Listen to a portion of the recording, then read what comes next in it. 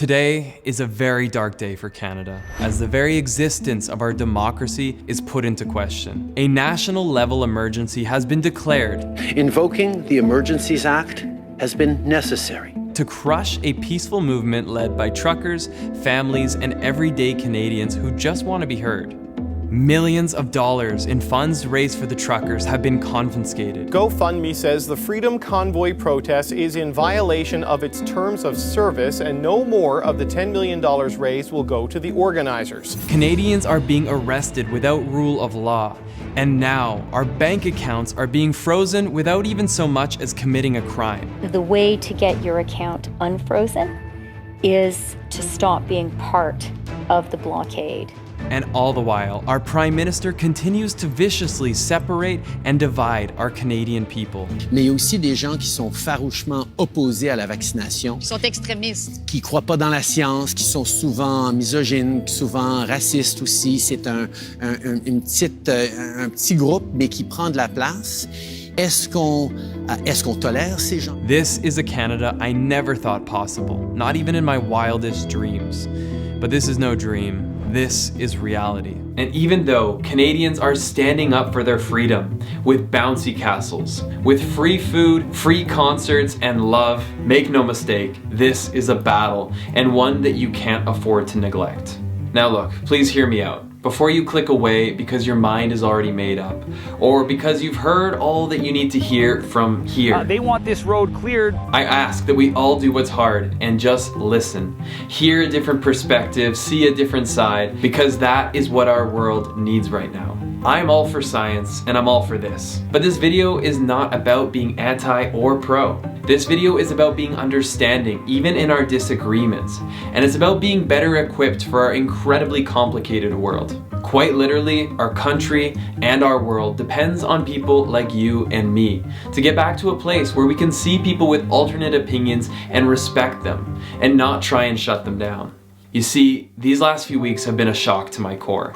Canada is the country that I was lucky enough to be born into, and naively, I believed that our elected officials were just, that they were here to serve people like you and me. And I even believed that Canadian news outlets were fair, providing an accurate portrayal of events. Well, whether it's just part of growing up or waking up, my confidence in our leaders and where we get our information from has been shaken, if not altogether destroyed.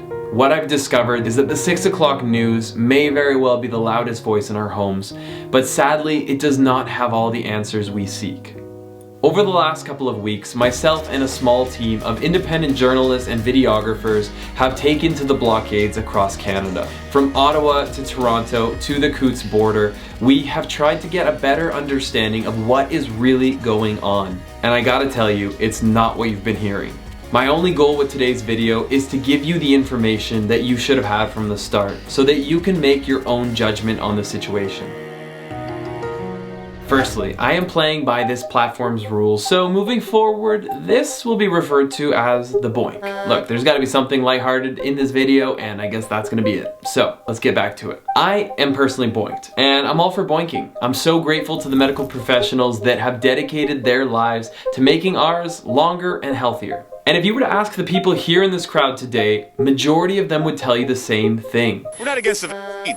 We don't care about that. I personally don't care if people want to vaccinate. I'm not here to remove people's right to vaccinate. This isn't about the vaccine. This is about us as Canadians. We have human rights. They're not against this. They're against the fact that they must take it or suffer the consequences. What we do care about is the fact that we have to have to go to restaurants and travel. Respect me not wanting them in me. Now, I know, a lot of people watching are probably thinking, good riddance. You made your choice, go pay the price. And I hear you, but let me just say, it's not that simple. So let's start by talking about this. Right now in Canada, there is a movement going on, and the media has deceitfully labeled it as an angry and violent mob against science. There's a big difference between free speech and inciting hatred, inciting violence, desecrating war memorials. Now you hear that and you probably think, that sounds terrible. Who would want to support these people? Well, you see, herein lies the problem and the danger.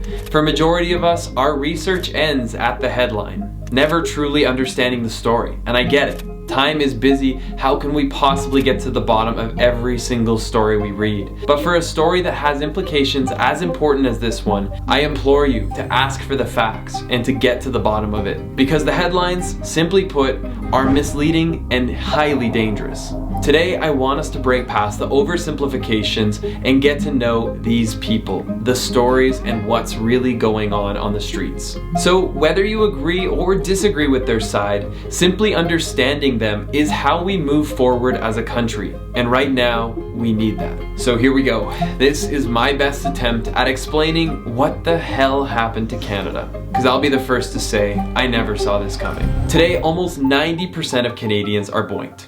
Many studies, many politicians will try to use this as a demonstration of wide acceptance. Great news, almost 90% of Canadians are vaccinated, including almost 90% of truckers. But let's be honest, for so many Canadians, this has been out of necessity. To get this public health crisis under control. Canadians who refuse to get boinked for personal or scientific reasons have paid the consequences. My restaurant was taken from me by force. I was locked out. The locks were changed because I wasn't following the mandates. I said no to passports. I said no to the masking. I actually lost my job. They've lost their jobs, their ability to travel, eat in a restaurant, attend a movie theater. Quite literally, they've lost their ability to partake in society. Well, you're not allowed to go to a restaurant. You need to show a vaccine passport. It's complete discrimination. And I'm not joking when I say there was even a proposal to start taxing these people. The province is looking to implement a special tax on the unvaccinated. Now again, you might say, that's on them. They refused to listen to science and facts. They chose their fate. But what I think is often forgotten is that there's so much information and evidence supporting both sides. Again, to say that one side is anti-science is really a gross and negligent oversimplification of a very complicated situation. That's a mouthful. I mean, hey, if this was so straightforward, we would not have been taken for a ride over the last couple years, as the supposed world leaders on this topic got it wrong time and time again. Don't wear this, it's ineffective. Okay, do wear it. This will stop it in its tracks. Okay, no it won't. Fair enough, the science is complicated and ever-changing, but let's not solely rely on anyone to be the answers to all things. Let us not forget, there was a time when medical professionals were recommending Camel, and there was a time when Coca-Cola was literally made with one of the ingredients in its name. Thank God somebody decided to question them. Most people here agree the fact we have this technology today is wonderful, but the fundamental issue is the absence of choice. To make complicated matters even more complicated, our elected officials have been on a campaign to villainize anybody that so much as questions their version of the science or their very recent claims to total power. On paper, we all have the freedom to speak up, but we also know what's waiting on the other side. Ridicule, humiliation, and punishments to put us back in our place. Those that speak up lose friends and their jobs. And I only want to work to pay my bills, so I can keep my house. But they don't want me to haul snow in Ottawa because I'm not. They are deplatformed and they are cancelled. In doing so, more and more Canadians have been forced into such a deep silence that on the surface, it can actually appear like a dismissible group of outcasts. Or as Mr. Trudeau likes to refer to his Canadian populace, The small fringe minority. The silencing has gotten so bad that even leading medical professionals who have spent a lifetime in their field are being ostracized by their own communities for questioning the leading voice, even when they had all the studies, statistics, and data to back it up. Overnight, their social accounts have disappeared and their voices never to be heard again. See, the crazy thing in my eyes is the world's greatest scientific advancements have come through back and forth, through questioning the status quo and trying to make it better. So why is it that we're promoting a world where our science is so frail that it can't be questioned? Or a world where medical professionals can't push back on potentially having a second answer? The answer to that question is something that's too loaded that I cannot even get into in a single video, nor do I choose to touch it. But what I will say is, the best question to ask is who have been the greatest beneficiaries of the last 2 years? Through all the hardships, who have benefited the most? But again, this video is not about that. It's about this. The next chapter, or the second act, is where our elected officials learn not to piss off a trucker. For 2 years we watched Canadians lose their rights and freedoms, and I'm sick and tired of it. The people are fed up. Just a few months ago, the United States and Canada agreed on a new rule that would require truck drivers driving across the border to be fully boinked. Starting this weekend, unvaccinated Canadian truckers will have to quarantine for 14 days after crossing the border. This was just another one of the many measures and rules they continue to add, and all the while, the severity of our invisible enemy had drastically dropped. Hospitalizations had plummeted. Many countries had begun reopening and completely lifting mandates. On the other hand, our leaders were signaling that they had zero intentions of easing up. I support getting as many people vaccinated as possible, including truckers. Of reopening and returning the freedoms that we once took for granted. Proof of vaccination will be required by no later than the end of this month for all federal employees. Well, let's just say this did not sit well with these truckers with big vehicles and even bigger you-know-whats. On January 22nd, 2022, truck drivers from the furthest east and the furthest west regions of our country began driving in unison to create a convoy towards our capital city of Ottawa. Their plan was to park their trucks, completely shutting down the streets in front of Parliament and quite literally honking for freedom.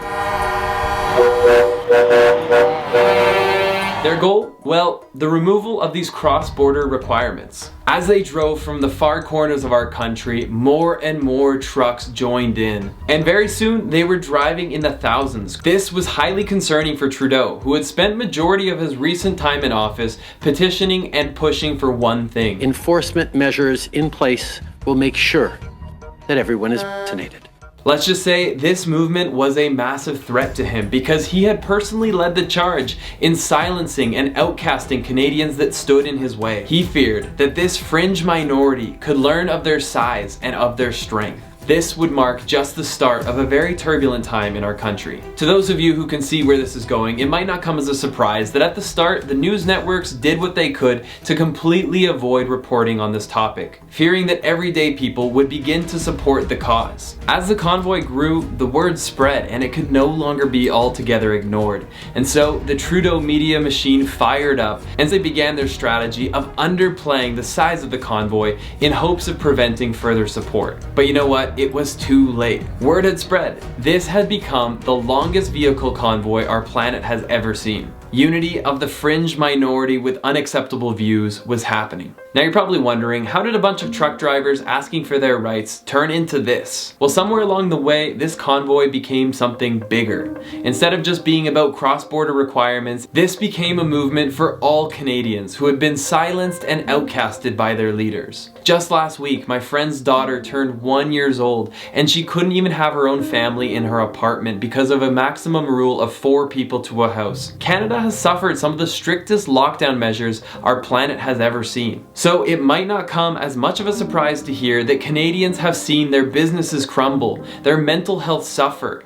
Made my anxiety and my depression a lot stronger. My depression and anxiety got really bad, and I think that that's actually minor compared to what other people are experiencing. And that doesn't even scratch the surface. Now, most sensible leaders would want to sit down with their population, have a conversation, and see how they can help.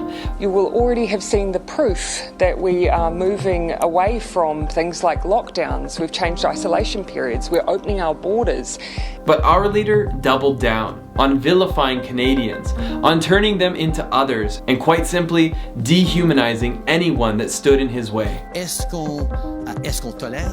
Sadly, this is where the story starts to take a dark turn. On January 29, 2022, thousands of trucks, cars, and even minivans arrived at Parliament Hill to practice their legal right to assemble and peacefully protest. In the first days, tens of thousands of people gathered in this small area, and in true Canadian fashion, there were 0 arrests and 0 violent events on record. Considering the sheer scale of this assembly of people, that is demonstration of Canadian class. But when you have a mass movement where anybody can attend, there will always be people that lack judgment and will do inexcusable things.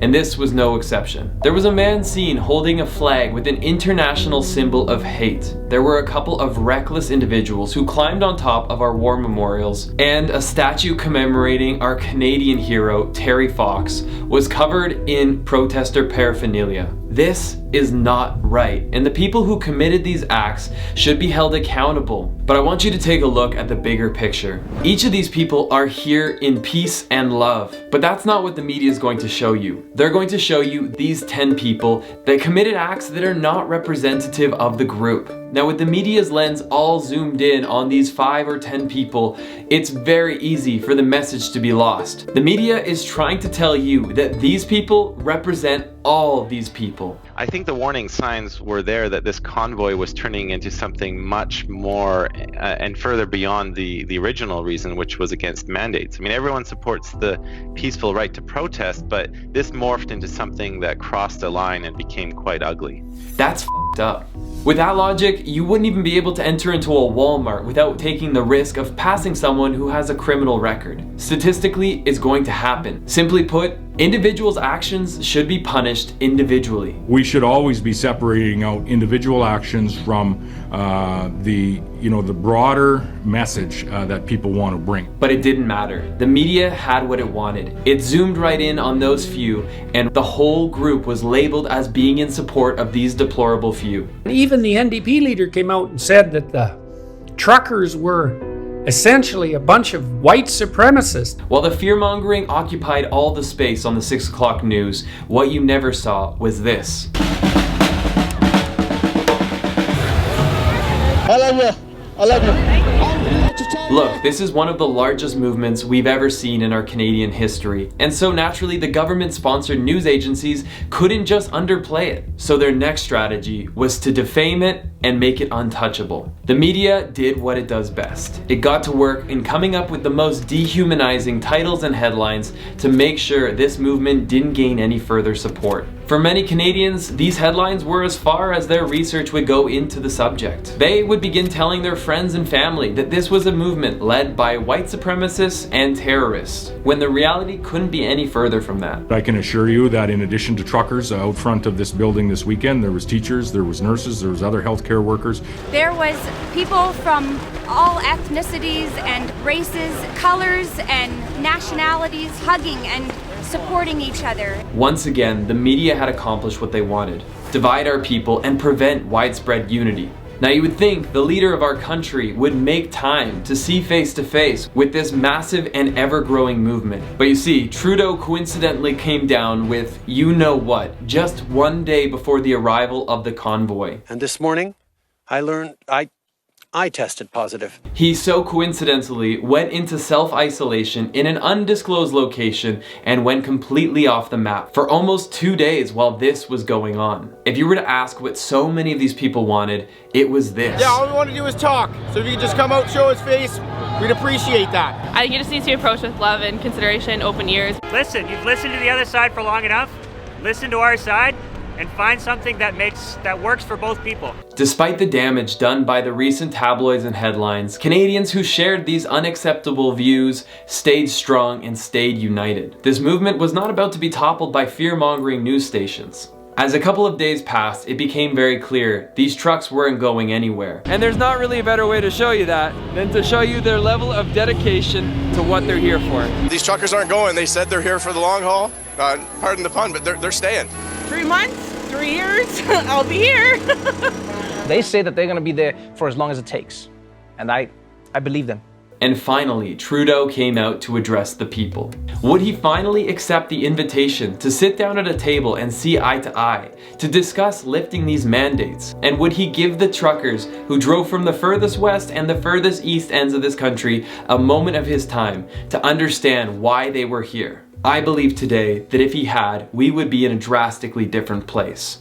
But sadly, that was not the case. Over the past few days, Canadians were shocked and frankly disgusted by the behavior displayed by some people protesting in our nation's capital. Do not stand for or with intolerance and hate. And to Canadians at home, watching in disgust and disbelief at this behavior, wondering how this could have happened in our nation's capital after everything we've been through together, this is not the story of our pandemic. Our Prime Minister showed Canadians and the so-called fringe minority that he had no interest in so much as even talking with them, let alone meeting them. In fact, he continued to double down on the fact that these protests were evil, vile, and violent. But I have also chosen to not go anywhere near protests that have expressed hateful rhetoric, violence towards fellow citizens, and a disrespect not just of science, but of the frontline health workers and, quite frankly, the 90% of truckers who have been doing the right thing to keep Canadians safe, to put food on our tables. Once again, further condemning these everyday members of society. His words hurt. He made it so controversial that you couldn't even put a flag on your car for risk of being labeled as a terrorist. He made the environment one where you could not even talk about the Freedom Convoy unless you were tearing it apart. Take Kid Carson, a popular radio host in Vancouver, my hometown. He decided to speak up on his own personal podcast. If you think the Freedom Convoy in Ottawa is a racist movement, you have been tricked. You've been fooled.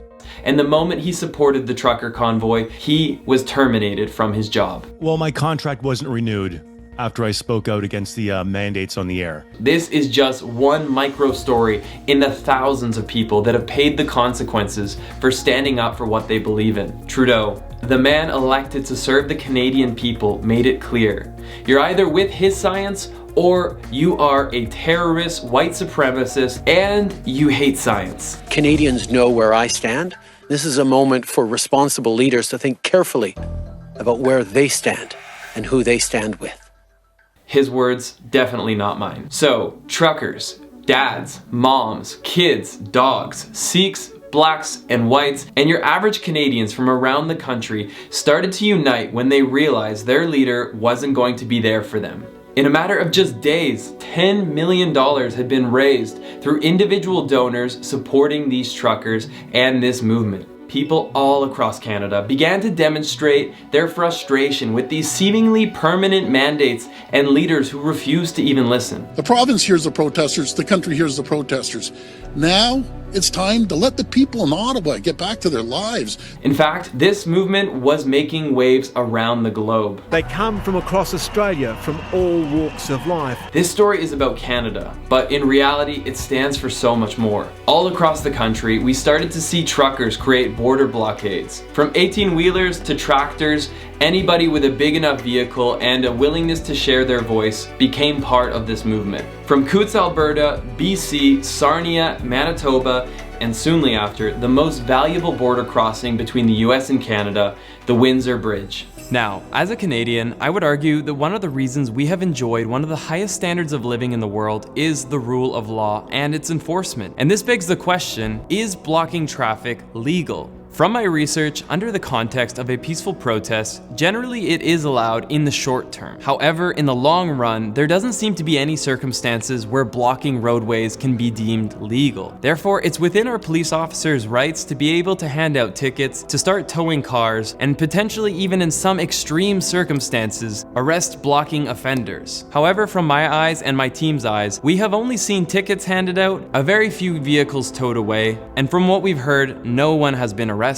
To show you just how closely we've been able to understand the entirety of this movement, we actually even had Michael placed in the Coutts bordered blockade to get to know better what was going on and why they were standing up on the almost complete opposite side of the country from Ottawa. Like all things in life, it's not always black and white, it's often somewhere in the middle. It's more of a gray. And this is one of those situations where the people parking their trucks are technically illegally occupying these streets. But on the other hand, how else have these truckers had an opportunity to be heard? Our Prime Minister could not be more clear that he was not going to come and talk. And to make matters more complicated, rules were being created out of thin air. The city of Ottawa passed a law, an injunction, that made honking your horn illegal. Don't believe me? Watch this video of an 80-year-old man being torn out of his vehicle and left with wounds, all for honking a horn. Shortly after, it was announced that it would be illegal and an arrestable offense to bring the truckers any form of donation, from clothing, food, and yes, even diesel fuel to keep their trucks powered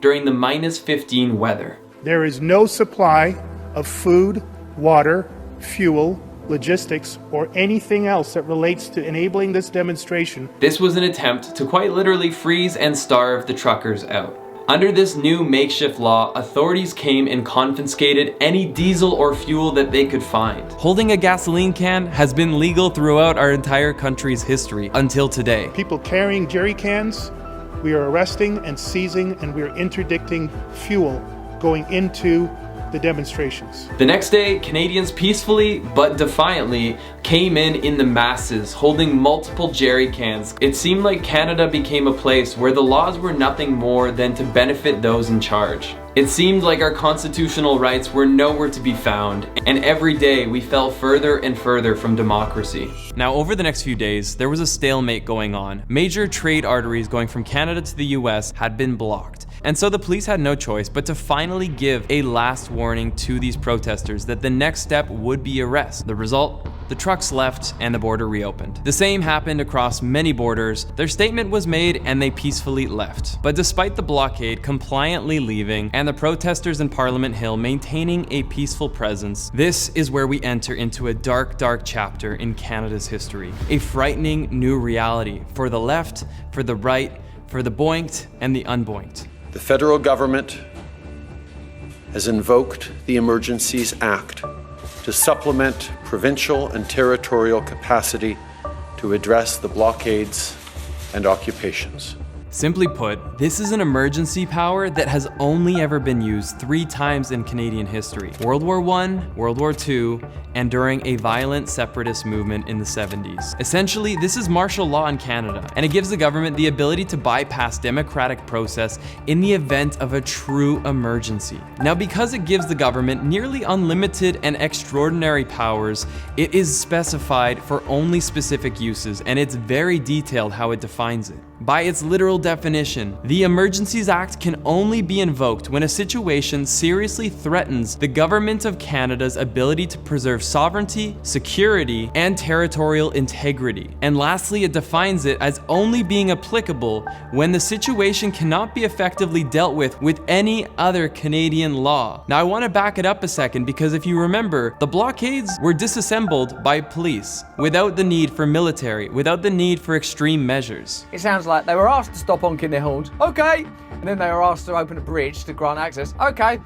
Jesus Christ, get the military in! These bastards are out of control! Now, I'm no lawyer, but when I read this, it's a last case scenario. It is when Canadians' lives are in danger, when our very way of living is at risk. Yeah, sure, these protests have been a great disturbance to the downtown core. I've had a solid week of air horns blasting. But at no point have they ever been a threat to anybody's safety or to our country. Just 2 days prior, the police had been able to peacefully resolve these blockades. So why now these sweeping measures taking us from A to Z, from police enforcement to sweeping military measures? Well, unfortunately, when asked this very same question, our own Prime Minister could not even answer for it. How specifically do you justify giving even more powers to police in Ottawa when many residents and policing experts say the law enforcement here has not used the power they already have under existing laws?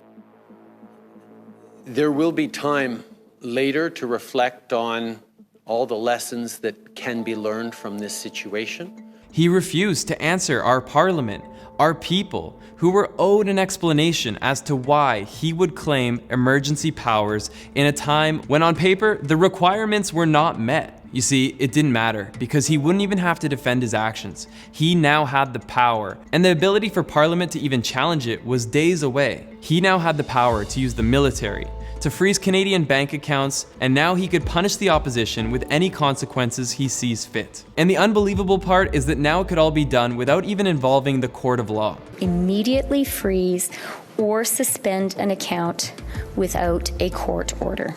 Emergency! Emergency! What's the emergency? I can't do what I like whenever I want to and bang people up and nick their bank accounts and freeze their money and prevent people having a conversation. It was at this very moment that our democracy had fallen. This movement is so much more than simply this. Now, it's around this time that Justin started to show his true colors. The millions of dollars that were fundraised through the pockets of Canadians were now suspended. And to make matters worse, GoFundMe told people that they had 1 week to get their money back with a manual claim, otherwise they would redistribute the money as they please to whoever they please. We will work with organizers to send all remaining funds to credible and established charities verified by GoFundMe. Yes, that really happened.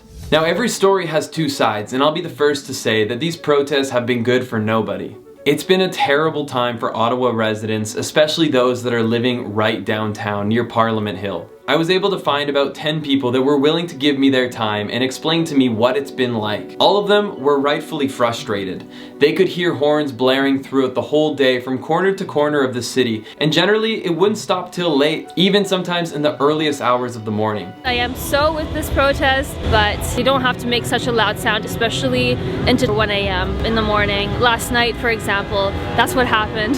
Almost none of them felt comfortable being on camera, but a couple of the women that I had a chance to talk to did say that they at times felt unsafe. All the trucks, the parking as well, it was unsafe for a pedestrian. I don't have a car, and in the beginning they weren't following the traffic lights. From walking the dog to getting groceries, these parts of life became very unenjoyable for them. None of the people I had talked to had experienced any form of violence or targeted harassment, but you could definitely tell that they were dealing with a very heavy and serious energy of being surrounded by a protest. And that's understandable. And because many of the patrons from the convoy refused to wear their mask when going into the stores, they've chosen to close down. And this is of course costing local business owners money. Let's face it, these protests aren't really good for anyone. The truckers would rather be at home. The local businesses would love to be open. The residents would love not to hear horns anymore. And I'm sure the hundreds of law enforcement that have been brought into the city would love to get home to their families too. With nobody benefiting from this convoy, it begs the question, why are there no efforts being put into finding a solution? Why will our Prime Minister not sit down at a table and hear out the voices of this convoy? And why must he continue to stoke the flames and further divide and separate Canadians? He talks about uniting people, but what he's doing right now is dividing people.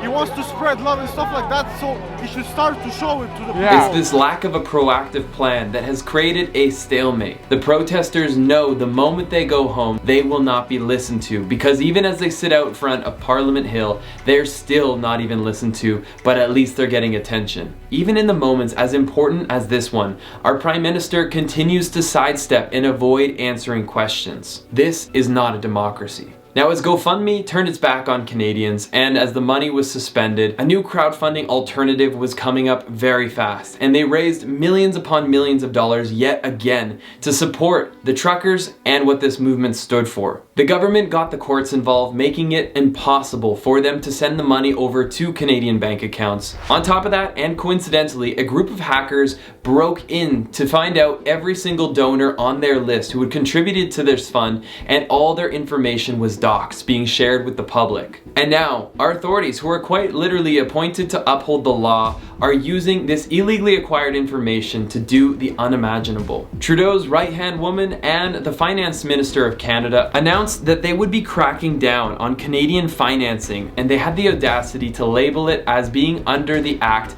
of terrorism financing.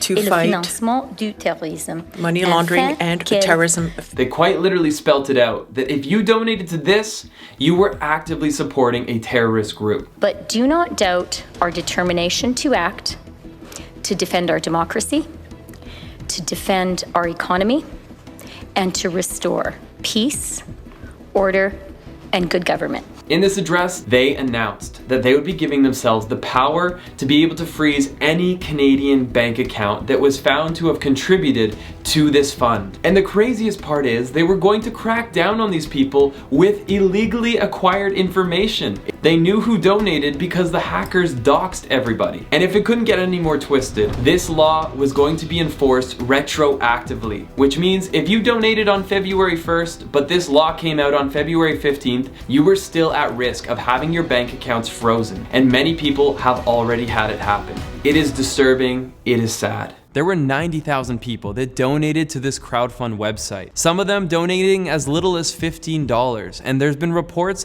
of single mothers no longer being able to even feed their families because they can't access their funds. Their banks have been frozen. Imagine losing access to your funds, your life savings, because you donated a protest that no longer aligns with the government. You see, back in the day, if you were accused of a crime, you were at the mercy of an emperor or a king. It was the accused versus the accuser. But then the Romans came along and they introduced the court of law, the judicial system that we mostly use today. And they gave us one idea that we hold very close to us, and that is innocent until proven guilty. Nowadays in Canada, it's become guilty until proven innocent. And the fact is, they don't even have a chance to prove their innocence. It's just straight guilt. Over the last week, the Parliament Hill protests have come to an end. They've been pushed, they've been pepper sprayed, tear gassed, and even trampled out of the city. Now, despite the end of a supposed emergency, it took almost a week for Trudeau to relinquish his powers. And as most feared, the very worst came true. The government wasn't going to give up all of its powers, and some of these measures are now becoming permanent. Today, the Prime Minister has quite literally crowned himself the ability to be able to seize bank accounts and even business licenses of lawful Canadians. And the leaders in power can do so without even needing to go through the legal system. Even if you believe the protesters have done wrong, I would hope that we can all agree on the importance of a court of law, on a fair trial. This is, after all, what has given Canada the stability that we all cherish. But yet today, it's been confirmed that dozens of these large trucking companies have been shut down, their license plates taken away, and their insurance revoked. Simply put, they can no longer do business. Do they have a fair chance in front of a judge? The answer is no. Canadians have been shown that stepping out of line with the government could cost them their ability to feed their family. It's quite literally hitting people where it hurts most. This is a complete undoing of democratic process, of a modern day rule of law. What the f happened? If you guys know anything about my channel, it's that I've traveled the world. I've met a lot of people, and I've been to a lot of countries where people live at the mercy of their governments, and it's not a pretty picture. For so many, it's a reality of living in fear that their own government can take away their business, their livelihoods, everything that they have to their name. And anybody who speaks out is now at risk of being put behind bars or even worse. To all the Canadians listening, I hope this is getting through to you. We right now are in a very slippery slope. Our freedom as we've come to know it is fragile. There's a cost for freedom, right? If we don't stand now, we're gonna be on our knees. And I don't want to be on my knees. One quote that has never been made more real until this last month is by Ronald Reagan, and that is that freedom is never more than one generation away from extinction. And right now it could be our generation. If there's one thing that's damn sure in this world, it's that we're not going to agree on everything. But I'll tell you what, I will always fight for your opinion, to stand up for what you believe. And I hope that you'll do the same. Freedom of speech, freedom of choice. These are integral to our modern day way of living, and it is our heated division, our cancel culture, and our suppression that is thread by thread removing the very fibers that brought so much beauty into our country. Quite frankly, I can't put it any better than Russell Brand does right here. If people's voices can't be heard, if you're only willing to listen to voices that you agree with, that isn't democracy, that's tyranny. Have a conversation. Let's resolve this together. We are, after all going to have to live in this nation, and I'm going to expect you to be tolerant of people that are different from you, from different groups and different backgrounds. So we're going to demonstrate that tolerance right now, because we believe in the principle of tolerance. Not just tolerance when it's convenient for us, not just tolerance when we can score cheap points without doing anything about it. Here's the chance to see tolerance in action. Conversation, democracy, freedom, all the things that every flag in the world is supposed to represent could be demonstrated by leaders in this moment. But what do? They hide, evoke emergency powers, and send in the guns. It's gotten to a place where I am fearful at the thought of just sitting in front of this camera and sharing the realities of what's going on. Today is February 18th, 2022, and it's certainly an important day in this entire movement, because as we speak right now, hundreds of police officers have descended on Ottawa to forcefully take it back. I've heard that over 100+ people have already been put in cuffs and taken away, and videos have emerged of excessive force being used against protesters. A woman was literally trampled by a horse and has now been sent to hospital. And even in these grim moments where people's trucks are being towed, these men and women may be sent home with bruises, with fines, but one thing's for sure, they have been victorious in showing the world the ongoing corruption, the manipulation of media, and the true colors of our people in power. This movement is hardly even about this anymore. It has become a battle for human rights, and the world is watching. We're all doing this for the exact same cause, just be a human race again, not us versus them. As far as I'm concerned, this is one of the darkest chapters in Canada's history, as we lose sight of democracy and become a place I don't even recognize anymore, left or right. I hope that we can all agree on one thing, and that's that our laws and our freedoms are meant to be applied equally, even with those we don't agree with. They just want to be safe the same as we just want to be free. And all we're trying to do is find a world where both of those things are true. Our constitutional rights have been put in place to defend all Canadians, but recently it seems like they're only meant to protect those in power and those that side with them. This is not just, and this is not Canada. Look, I get it. A lot of you are not going to be in agreement about lifting the mandates, and the same way some of you are probably feeling extremely frustrated about the truckers who have refused to leave. But if there's one thing to ask yourself, it's what would you be saying today if the government was freezing your bank accounts over a social issue that you stood for, something you held truly dear to your heart? Our leaders change in a single election. And just like that, one day you will find yourself in disagreement with them. Do you really think it's a good idea to make our elected officials the unquestioned deciders of all? Do you really want to make our leaders so powerful that we can no longer question their right from their wrong? And do you want to give them so much authority that they have the ability to suppress those they disagree with? If you stand by today as they freeze Canadians' financial assets and prevent people from feeding their families, a time will come where that person is you. Our voices have power, and we must use them, otherwise we are complicitly standing by as our beautiful way of life is being undone. And look, this is my honest effort at trying to get into one of the most complicated topics there is. I'm well aware there are weak points, there are holes in my own video, and I put a giant target on my back. I'm here for the conversation. I'd love to hear your thoughts, because at the end of the day, that's what's going to make our planet a better one. A place where we can go back to discussing with the people we don't see eye to eye with. This might not be your fight today, but a day will come when it is. And how we support our people and even our opposition will dictate the future of this country. United we stand, divided we fall.